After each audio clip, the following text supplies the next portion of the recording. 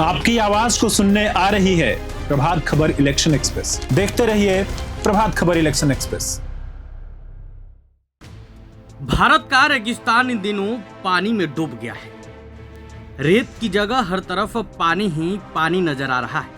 हालात ऐसे बन गए हैं कि कभी पानी के लिए तड़पने वाले लोगों को अब पानी से पीछा छुड़ाने के लिए अपना घर छोड़कर भागना पड़ रहा है। हम बात कर रहे हैं राजस्थान की। अपनी शुष्क जलवायु के लिए जाने जाने वाले राजस्थान में मूसलाधार बारिश हो रही है।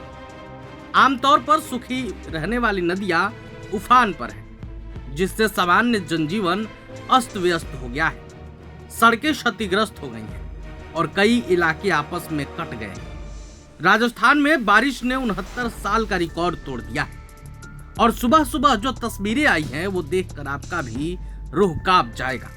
किस तरीके से सब कुछ बर्बाद हो गया है। घर के दरवाजे तक नदियां उफान पर हैं। मिट्टी की तेज कटाव से लोगों में भय का माहौल बन गया है। सड़कें क्षतिग्रस्त हो गई हैं और कई इलाके आपस में कट गए। राजस्थान में बारिश ने 69 साल का रिकॉर्ड तोड़ा है।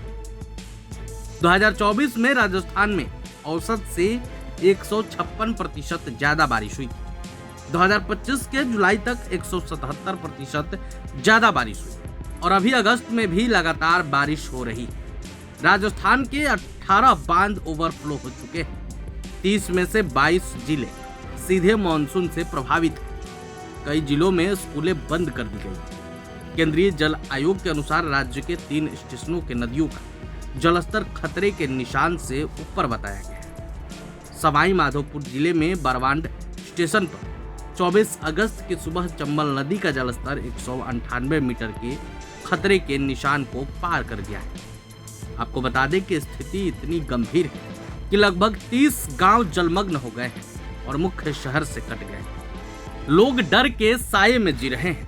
राजस्थान वालों की हालात कैसी है ये जानने के लिए वहां के लोगों को आप सीधे सुनिए। मेरा नाम मोहम्मद अशरफ है। मैं स्थानीय निवासी हूँ।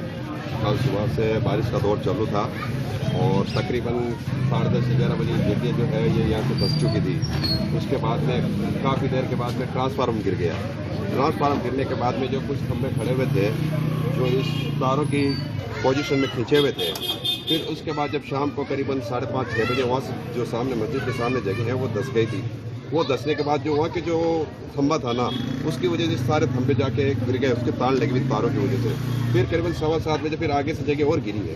तो इस वजह से चारों तरफ से जो खंभे है ना ये गिर चुके थे। अगर मौका रहते हुए अगर तार कट जाते हैं यहाँ से तो इतने बड़े खंभे नहीं गिरते थे। वो जो है यहाँ का पोल वही गिरता है। और ये जब सारे जो गिरे हैं वो सब इसी की वजह से गिरे कि एक दूसरे से गुंथे हुए थे और जैसे ही वहाँ से जगह सड़क आप देखें वहाँ पर सड़क पूरी गिर चुकी है।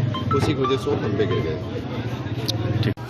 क्या नाम है आपका और क्या ये घटना क्रम रहा इसमें ट्रांसफार्मर गिरने की जो घटना घटी थी बारिश के बाद में, क्या कहना है? ममशाद अली नाम है। ये का रहने वाला हूँ बाजरवाड़े का।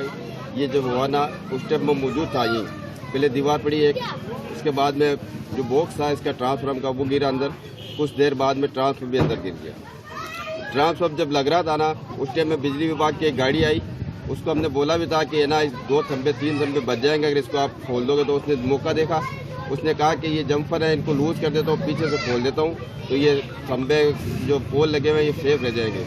तो उसने ना क्या मैं अकेला हूँ मेरे से होगा नहीं, मैं कर्मचारी और लेके आता हूँ। तो वो गाड़ी लेके गया।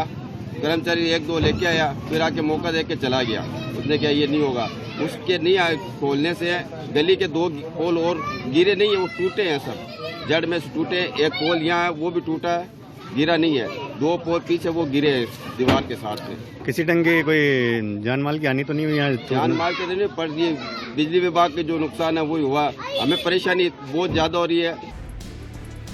तो आपने लोगों को सुना किस तरीके से उनमें डर का माहौल है। इसके साथ ही इस भयंकर बाढ़ के कारण वो कितनी परेशानी में है। बूंदी जिले के लाखेरी स्टेशन पर चंबल नदी का जल स्तर निशाने से 6 मीटर ऊपर 22 से 25 अगस्त के बीच ये जलस्तर और 9 मीटर बढ़ गया है। जिले में बाढ़ के तेज बहाव में बह जाने से एक 50 वर्षीय महिला की भी मौत हो गई है। हालात बेहद गंभीर है। प्रभातखबर.com, विश्वास वही, रफ्तार नहीं।